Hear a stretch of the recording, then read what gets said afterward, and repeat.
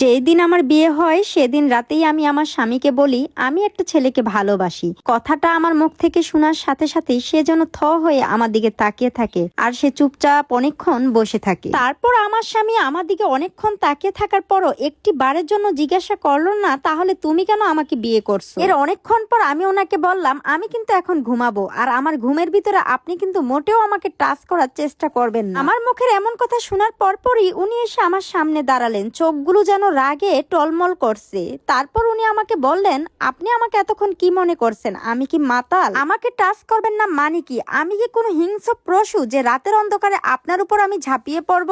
এরপর আমার স্বামী আমাকে অনেকগুলো কথা শুনিয়ে চোখটাকে মুছতে মুছতে ঘর থেকে বের হয়ে যান। আমি বিছানায় বসে বসে ওনার দিকে খেয়াল করছিলাম। উনি বারান্দায় বসে বসে বারবার চোখগুলো মুছছিলেন আর বিড়বিড় করে কি জানি বলছিলেন। বিয়ের আগে ভাবির মুখে অনেকবার শুনেছি ছেলেটি নাকি অনেক ভদ্র, অনেক ভালো। ভাবি আমাকে বলতো সোনালি ছেলেটি বিয়ের পরে তোকে অনেক ভালো রাখবে, সুখে রাখবে। তখন কিন্তু আমি ভাবির কথাটা কোনোভাবেই অত গুরুত্ব দেইনি। তবে এখন আমি বসে বসে ভাবছি একটা ছেলে মানুষ যে এইভাবে কান্না করতে পারে এটা আমি এই প্রথম দেখলাম। আমি যতটুকু জানি বিয়েটা মনে হয় ওনার মায়ের পছন্দ মতোই হয়েছে, কিন্তু উনি ভাবতেছে আমি হয়তোবা ওনাকে পছন্দ করি না। এটা যদি ওনার মা জানতে পারে তাহলে মনে অনেক কষ্ট পাবে। ওনার মা মানে আমার শাশুড়ি মা খুবই অসুস্থ ছিলেন, যে কোনো সময় মারা যেতে পারে। উনি আমাকে সব সময় বলতেন আপনি যে আমাকে পছন্দ করেন না এই কথাটা যেন আমার মা কোনোভাবেই বুঝতে না পারে। মা যতদিন বেঁচে আছে প্লিজ ওনার খেয়াল রাখবেন, ওনাকে একটু ভালোবাসা দিবেন, উনি যেন কোনোভাবেই বুঝতে না পারে আপনি আমাকে পছন্দ করেন না। উনি আমার কাছে এসে কথাটা এমন ভাবে বললেন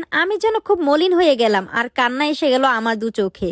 আর উনিও কিন্তু অনেক বেদনা নিয়ে এই কথাগুলো বলছিলেন। এভাবে আমাদের রাতটি কেটে যায়। তারপরে যখনই আমরা মুখোমুখি হতাম উনি মুখটা লুকিয়ে চলে যেতেন আমার কাছ থেকে আর গিয়ে বসে বসে কান্না করতেন। একদিন সন্ধ্যায় আমি আমার বয়ফ্রেন্ডের সাথে কথা বলছিলাম, হঠাৎ করে দেখি উনি আমার রুমে চলে আসছে। আর এতটা তাড়াতাড়ি উনি আমার রুমে চলে আসবে এটা আমি বুঝতে পারিনি। তারপর উনি আমার হাত থেকে ফোনটা নিয়ে জোরে একটা আছাড় দেয় আর আছাড়ের সাথে সাথেই ফোনটার ডিসপ্লে চলে যায়। তারপর আমাকে বলে আপনার বাবা কিন্তু আপনাকে বিনা টাকা এই বাসায় পাঠায়নি, দেনমোহরে ওনাকে আমার 2 লক্ষ টাকা দিতে হয়েছে। তারপর গহনা, বিয়ের যাবতীয় খরচ সব মিলিয়ে 5-6 লক্ষ টাকার মতো আমার এই বিয়েতে চলে গেছে। আমি আমার জীবনের জমানো সমস্ত সঞ্চয় ব্যয় করে এই বিয়েটা করেছিলাম, আর আপনি আমার ঘরেই বসে অন্য পুরুষের সাথে কথা বলছেন। তারপর ওনার রাগ দেখে তো আমি খুবই ভয় পাচ্ছিলাম, কারণ আমি এর আগে কখনই ওনাকে এত রাগান্বিত দেখিনি। হ্যাঁ অনেক রাগ করেছে, তবে এমন রাগ আমি কখনই দেখিনি। এই ফার্স্ট টাইমই এরকম রাগ দেখলাম। তারপর উনি রুম থেকে দরজাটাকে ঠাস করে বাড়ি দিয়ে বের হয়ে যায়। তারপর কিছুক্ষণ পরেই আবার আমার রুমে আসে, এসে বলে আমি আর তোমার সাথে থাকবো না, এখন থেকে আমি বাহিরেই থাকবো। আর আমাকে বলে